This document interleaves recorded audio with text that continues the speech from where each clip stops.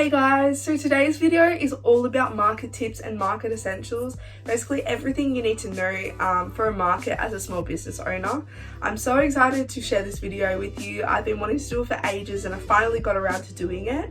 As you can see, I'm in a different space today. I'm just trialing out this space and seeing what I like, seeing if I like it a little bit better than where I produce my products, and seeing how it goes. So let me know what you think. Let me know what you think of the backdrop. I've got my scrunchie board with some of my scrunchies behind just to make it a little bit colourful, and then my sign that I did myself, little embroidery during quarantine last year. So let me know what you think of the background and yeah, we'll get started. I'm going to start off by saying that markets aren't for everybody. They aren't for all businesses. You have to try before you know. So markets are really good because it helps grow your audience and grow your customers. They're really good if you find a market or find a few markets that fit your niche. So your niche is your audience that is suited towards your brand. For instance, my niche is kind of younger girls. My brand is more suited towards females than it is males. Scrunchies are one of my biggest sellers, so obviously you see more females wearing scrunchies than you do males. So my niche is more females, younger girls. So you need to kind of establish your niche before you do markets, because it really helps you find markets that will suit your needs and also help build your audience around that. You don't want to build your audience with people that aren't going to buy your products, aren't going to be interested in your products. So finding out about the markets and everything, which I'll talk about it soon, is really good to start off with. By doing markets, you're also able to suss out future products and help get those creative juices flowing to create new products and come up with new ideas that you think are needed or you think will suit your brand and suit your audience and your niche.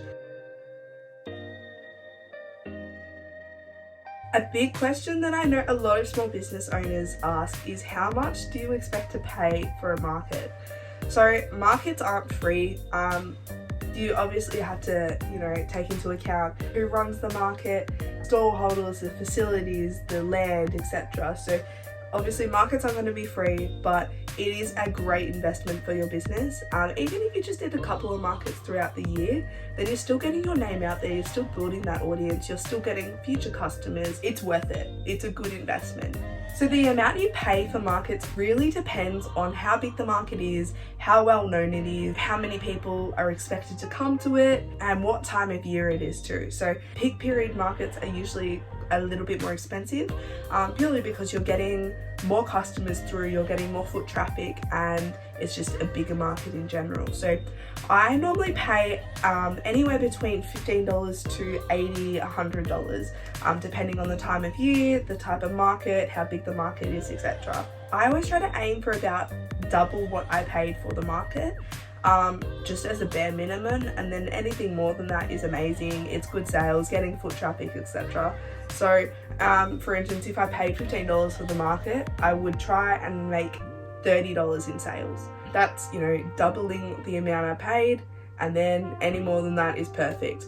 Obviously the more the better, but you will have markets where you won't make as many sales as the other ones, but that's just trial and error, the time of year, type of day. It's really just luck, unfortunately, but that's what markets are all about. There will be markets that just will be a dud, and that's normal. I have had a few markets that have been better than the other ones, but that's just, the time of year, the weather. If the weather's rainy and gloomy, not many people are going to turn out compared to if it's nice and sunny and a nice day.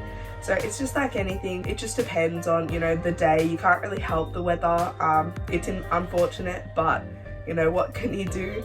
That's why indoor markets are really good as well. I haven't personally done an indoor market yet, but I'm planning on hopefully doing one this year. So they're a little bit different as well. You don't need a marquee and everything for that, so it is a little bit easier.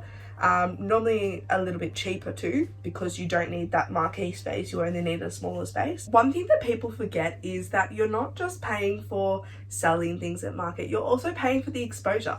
So yes, you might not make as many sales at one market as you will the other, but you're still getting the exposure and getting people knowing your brand and getting your brand out there. So having the signage, having QR codes, business cards, etc. is really important.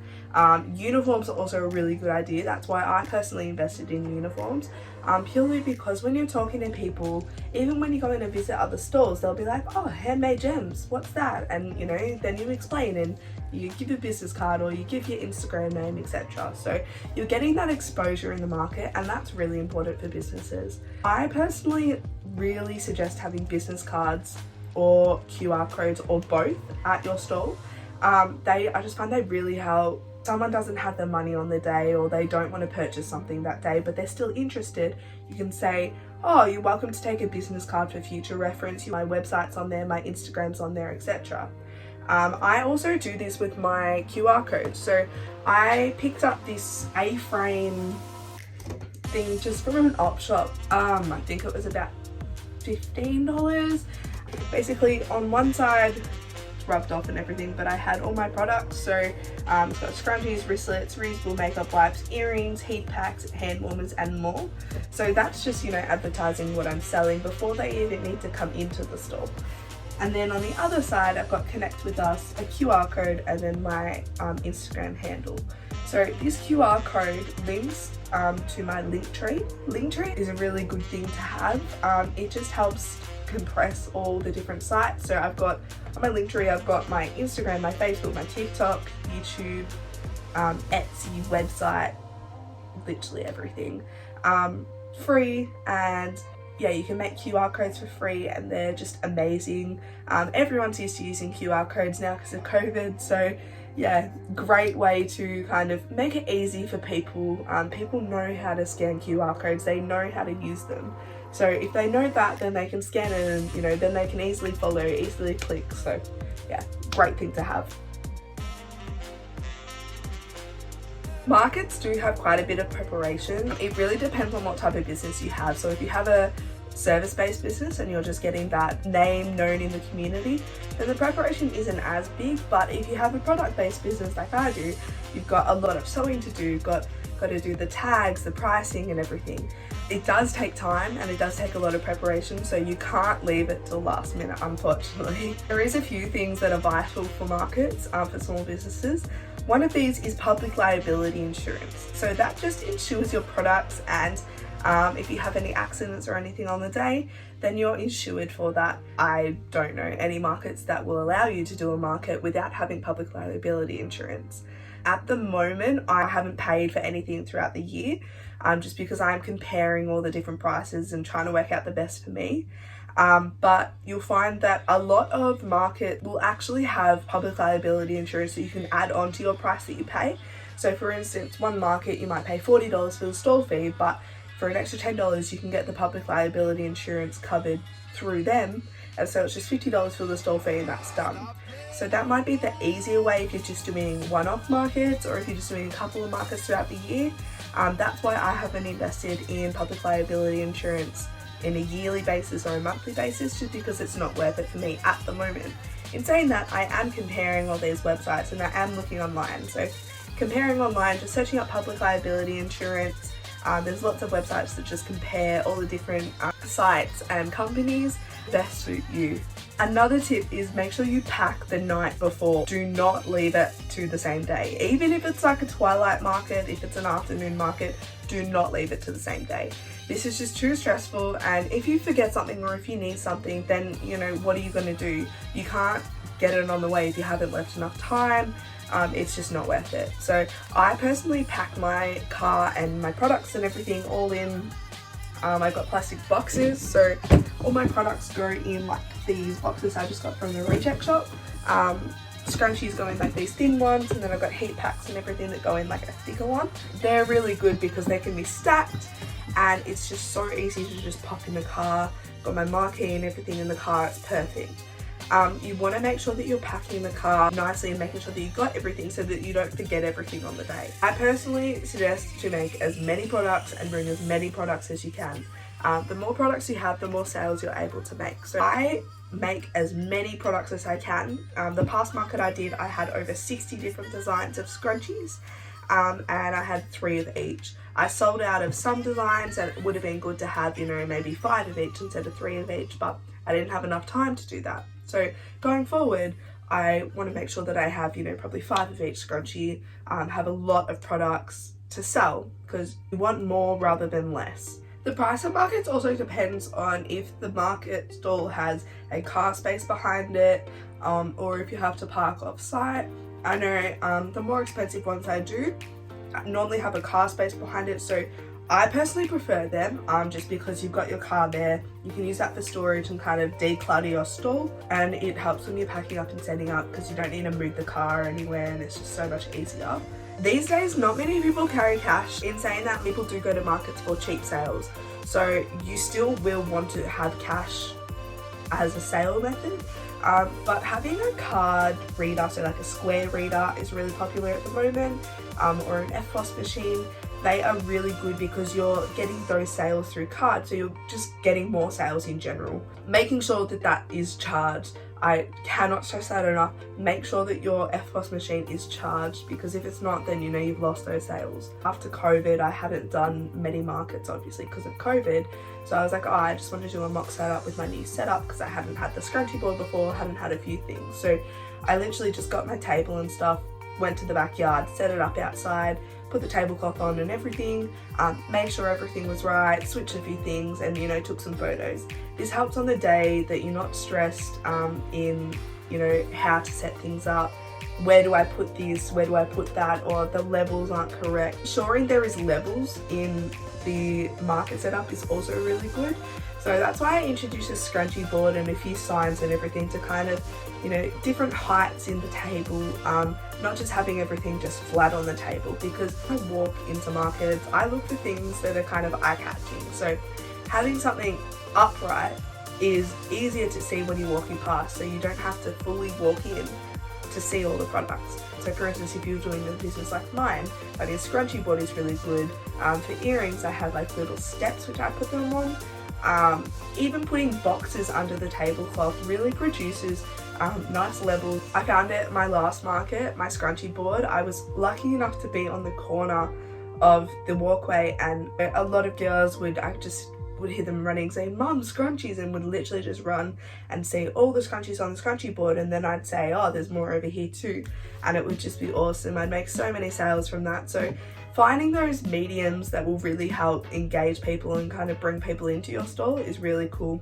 The A-frame is also really good for that. So think out of the box, so using your signage, so Vistaprint is really good for signage, etc. Make sure you're advertising you're going to be at a market. If you don't advertise, you're not going to get the customers come in that already know of you. You're only going to get the customers on the day. And even though that's really good, you're getting all that foot traffic in, you could be bringing more foot traffic in, you could be bringing more sales in, meeting more people, etc. if you advertise. So I personally put up a few stories a couple of weeks before my market, a couple of days before my market, and the day of my market. I might put up a post letting people know I'm going to have a market this day, come visit, are you going to come? With advertising, also tagging the market, using hashtags that are related to the market. So say Craft Markets Australia, you do hashtag Craft Markets Australia, etc. Or Handmade Jems Market, Handmade Jems Market. So using those hashtags, using those tags, tagging people really engages a wider audience. So that's really important to use.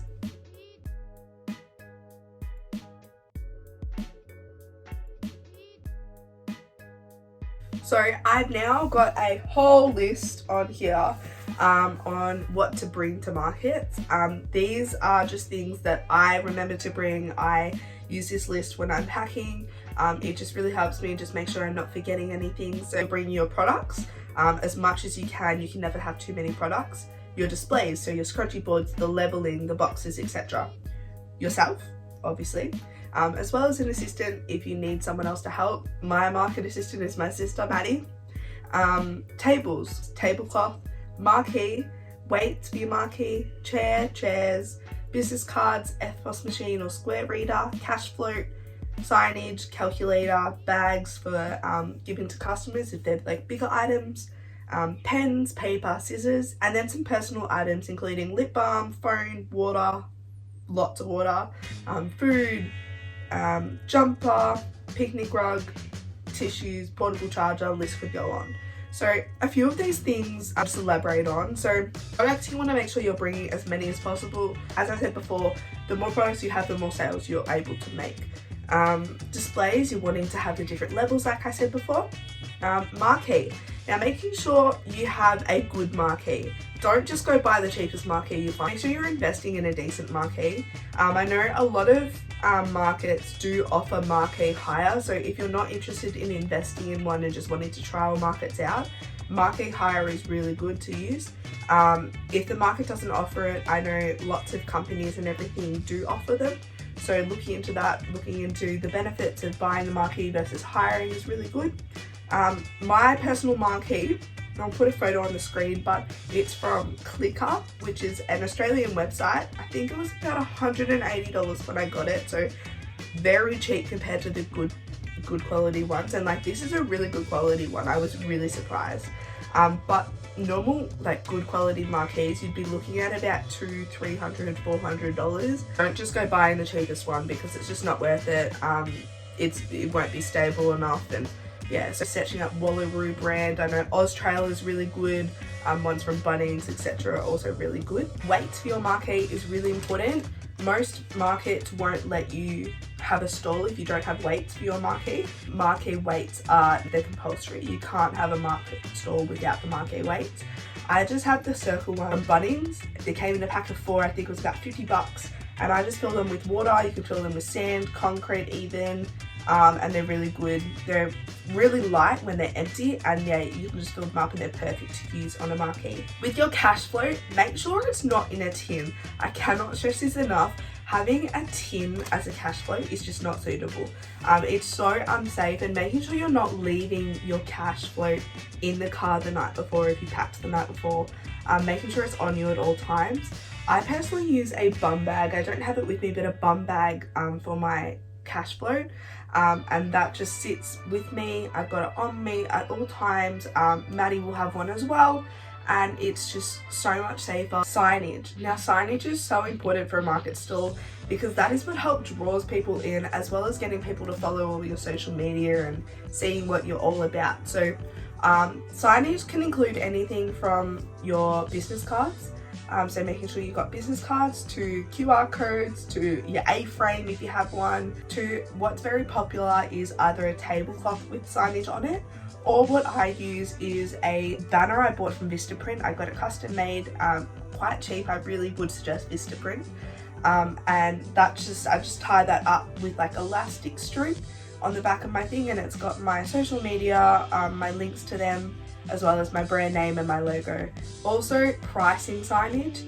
Please do not forget that. I hate going up to stores and asking how much is the scrunchie, how much is this? So much easier for you and the customer to have signage for pricing. So I use the black letter boards from Kmart.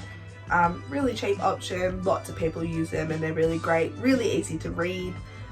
Things like that are a lot better than handwriting things. Like, I personally know that my handwriting isn't the best, so I don't, like you saw in the A-frame, I don't like using that handwriting for lots of things. So, you know, making sure you got your signage just so people that know how much the product is there any sales with markets, etc. I mentioned a picnic rug. Now, I personally use a picnic rug just to put on the bottom of my stall. Just a really good option if the ground's a bit muddy, it's a bit grassy, it's a bit wet, etc. I just like having it on the bottom of my stall because I can have a few bags and, you know, boxes on there without getting them all dirty, and I just prefer it. The picnic rug isn't necessary, but as I said, that was just a list that I used for myself. So they're just things that I would suggest and, you know, to try out if you want to.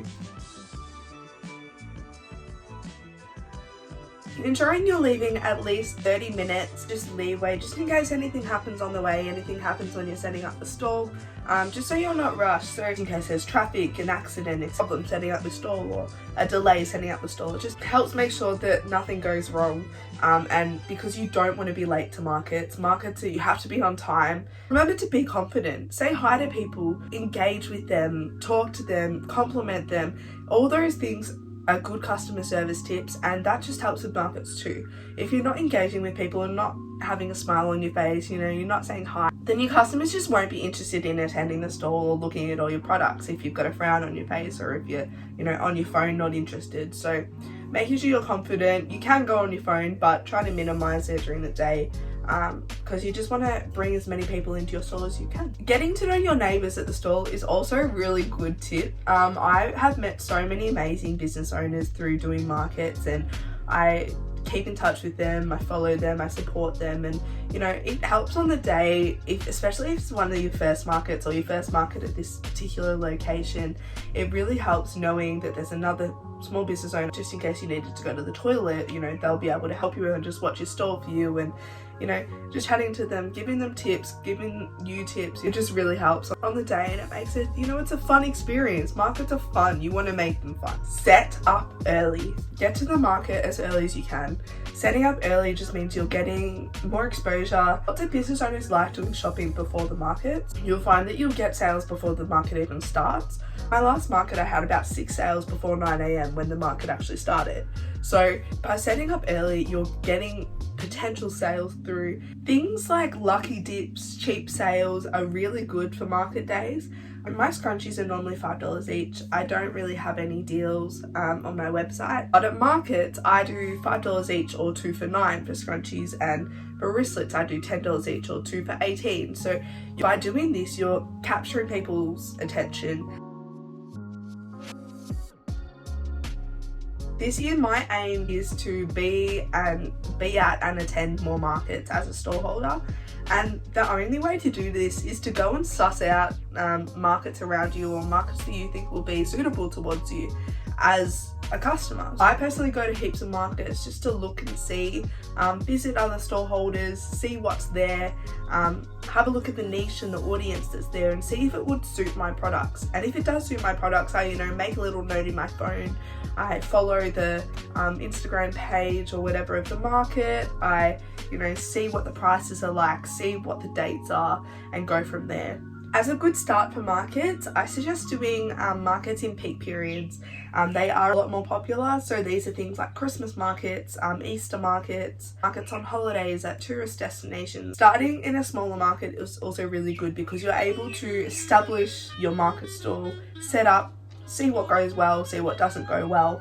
Just ones around your area, so going on Instagram, looking at all these different markets around your area is a really good start. So I suggest start by searching on Instagram, searching on Google, just markets around you. Makers markets and farmers markets are really good, depending on your business type.